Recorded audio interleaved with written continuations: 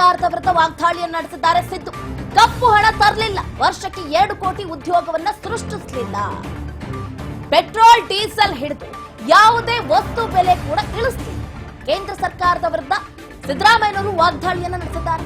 ಕಪ್ಪು ಹಣ ತರಲಿಲ್ಲ, ವರ್ಷಕ್ಕೆ 2 ಕೋಟಿ ಉದ್ಯೋಗ ಕೂಡ ಸೃಷ್ಟಿ ಮಾಡಿಲ್ಲ, ಬರೀ ಬೋಗಸ್ ಆಗುವುದು. ಪೆಟ್ರೋಲ್ ಡೀಸೆಲ್ ಹಿಡಿದು ಯಾವುದೇ ವಸ್ತು ಬೆಲೆಯನ್ನು ಕೂಡ ಇಳಿಸ್ತಿಲ್ಲ. ಬರೀ ಬಾಯಲ್ಲಿ ಅಚ್ಚೇ ದಿನ್ ಆಯೇಗ ಅಂದ್ರೆ ಸಾಕ. ಬೆಂಗಳೂರಿನಲ್ಲಿ ಮೋದಿ ವಿರುದ್ಧ ಸಿದ್ದರಾಮಯ್ಯ ವಾಗ್ದಾಳಿಯನ್ನು ನಡೆಸಿದ್ದಾರೆ. ಅಚ್ಚೇ ದಿನ್ ಅಂತ ಭಾಷಣ ಬಾರಿಸಿದ್ದು ಬಿಟ್ರೆ ಮತ್ತೇನ್ ಮಾಡಿದ್ರಿ? ಭಾರತೀಯರ ಬದುಕಿಗೆ ಅಚ್ಚೇ ದಿನ್ ಬರಲೇ ಇಲ್ಲ ಅಂತ ಸಿದ್ದರಾಮಯ್ಯ ಪ್ರಶ್ನೆಯನ್ನ ಮಾಡಿದ್ದಾರೆ. ತೆರಿಗೆ ಹಣದ ಪಾಲ್ನಲ್ಲಿ ರಾಜ್ಯಕ್ಕೆ ವಿಪರೀತ ಅನ್ಯಾಯ ಆಗಿದೆ. ಒಂದು ಕಣ್ಣಿಗೆ ಬೆಣ್ಣೆ, ಇನ್ನೊಂದು ಕಣ್ಣಿಗೆ ಸುಣ್ಣ ಯಾಕೆ ಅಂತ ಪ್ರಶ್ನೆಯನ್ನ ಮಾಡಿದ್ದಾರೆ.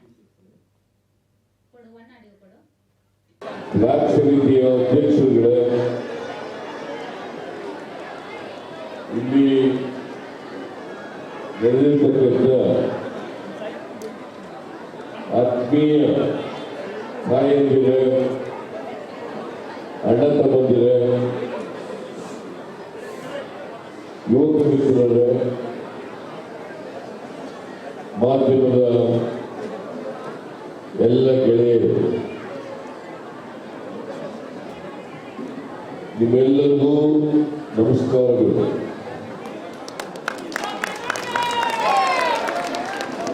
ಹೆಚ್ಚಿನ ಸಂಖ್ಯೆಯಲ್ಲಿ ಮಹಿಳೆಯರು ಬಂದಿದ್ದಾರೆ. ಮಂಜುನಾಥ್ ಹೇಳ್ತಾ ಇದ್ರು, ಈ ಬಂದಿರ್ತಕ್ಕಂಥವರೆಲ್ಲರೂ ಕೂಡ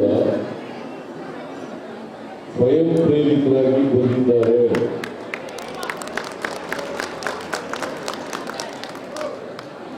ಇವೆಲ್ಲ ಸ್ವಯಂ ಪ್ರೇರಿತರಾಗಿ ಪ್ರಚಾರ ಸಭೆಗೆ ಬಂದಿರ್ತಕ್ಕಂಥದ್ದನ್ನು ನೋಡಿದ್ರೆ ನೀವು ಮತ್ತು ನಿಮ್ಮ ಸ್ನೇಹಿತರು, ನಿಮ್ಮ ಕುಟುಂಬ ವರ್ಗದವರು ಎಲ್ಲರೂ ಕೂಡ ಕಾಂಗ್ರೆಸ್ಗೆ ಮತ ಹಾಕಿಸೋದ್ರ ಜೊತೆಗೆ ನಿಮ್ಮ ಮತಗಳು ಕೂಡ ಆಗ್ತಾರೆ ಅಂತಕ್ಕಂಥ ಭರವಸೆ ನನಗೆ ಬಂದಿದೆ.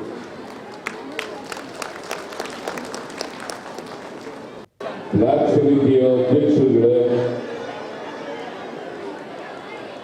ಇಲ್ಲಿ ನಡೆದಿರ್ತಕ್ಕಂಥ ಆತ್ಮೀಯ ತಾಯಂದಿರ, ಅಣ್ಣ ತಮ್ಮಂದಿರ, ಯುವಕ ಮಿತ್ರರ, ಮಾಧ್ಯಮದ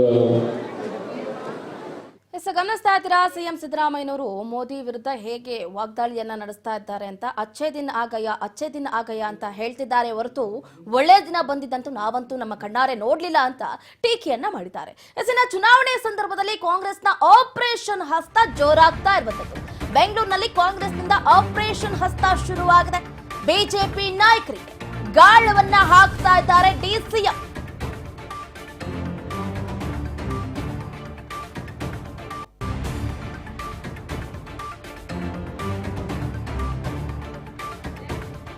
ಚುನಾವಣೆ ಸಂದರ್ಭದಲ್ಲೇ ಕಾಂಗ್ರೆಸ್ನ ಆಪರೇಷನ್ ಹಸ್ತಕ್ಕೆ ಬಹಳ ದೊಡ್ಡ ಮಟ್ಟದ ರೆಸ್ಪಾನ್ಸ್ ಸಿಗ್ತಾ ಇದೆ ಅಂತಾನೆ ಹೇಳ್ಬೋದು. ಯಾಕಂತಂದ್ರೆ ಬೆಂಗಳೂರಿನಲ್ಲಿ ಕಾಂಗ್ರೆಸ್ನಿಂದ ಆಪರೇಷನ್ ಹಸ್ತ ಶುರುವಾಗಿದೆ. ಹಾಗಾದ್ರೆ ಆಪರೇಷನ್ ಹಸ್ತಕ್ಕೆ ಈಗ ಸಿಲುಕಿರೋರು ಯಾರ್ಯಾರು?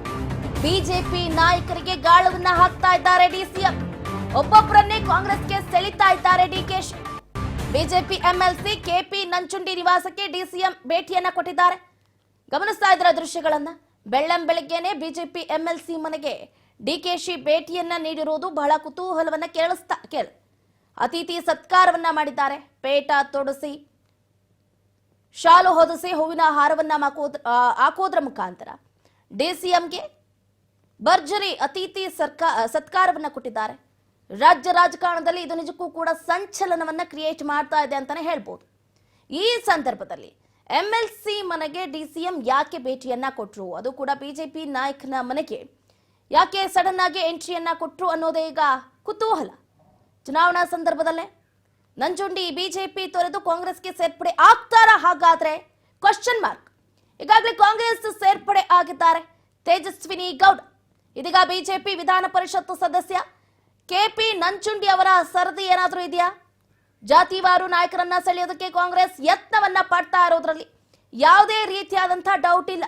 ಹೆಸರು ಗಮನಿಸ್ತಾ ಇದ್ದೀರಾ, ಮನೆಯಲ್ಲಿ ಪೂಜೆ ಕಾರ್ಯಕ್ರಮದಲ್ಲೂ ಕೂಡ ಭಾಗಿಯಾಗೋದ್ರ ಮುಖಾಂತರ ಕೆಪಿ ನಂಜುಂಡಿ ನಿವಾಸಕ್ಕೆ ಭೇಟಿಯನ್ನ ನೀಡೋದ್ರ ಜೊತೆಗೆ ಬಹಳ ಕುತೂಹಲವನ್ನ ಕೇಳಿಸ್ತಾ ಇದ್ದಾರೆ. ನೋಡ್ಬೇಕಾಗುತ್ತೆ ಹಾಗಾದ್ರೆ ಆಪರೇಷನ್ ಹಸ್ತಕ್ಕೆ ಕೆಪಿ ನಂಜುಂಡಿ ಅವರು ವಶ ಆಗ್ತಾರಾ ಹೇಗೆ ಅಂತ. ಡಿಸಿಎಂ ಡಿಕೆ ಶಿವಕುಮಾರ್ ಈ ಹಿಂದೆನೆ ಹಾವೇರಿ ತುಮಕೂರು ಕ್ಷೇತ್ರದ ನಾಯಕರ ಸೆಳೆದಿದ್ದಾಯ್ತು. ಬರೋಬ್ಬರಿ 30 ಕಾರ್ಯಕರ್ತರು ಸೇರಿದಂತೆ ಬಿಜೆಪಿಯ ನಾಯಕರು ಕೂಡ ಈ ಹಿಂದೆನೆ ಕಾಂಗ್ರೆಸ್ ಸೇರ್ಪಡೆಯಾದ್ರು. ಅದಾದ ನಂತರ ತೇಜಸ್ವಿನಿ ಗೌಡ ಅವರು ಕೂಡ ಕಾಂಗ್ರೆಸ್ ಸೇರ್ಪಡೆಯಾದ್ರು. ಈಗ ನಂಜುಂಡಿ ಅವರ ಸರದಿನ ಅನ್ನುವಂತಹ ಪ್ರಶ್ನೆ ಮೂಡ್ತಾ ಇದೆ. ನೋಡೋಣ ಹಾಗಾದ್ರೆ ಮುಂದಿನ ದಿನಗಳಲ್ಲಿ ಯಾವ ನಿರ್ಧಾರವನ್ನ ಕೈಗೊಳ್ತಾರೆ ಕೆಪಿ ನಂಜುಂಡಿ ಅವರು ಅಂತ.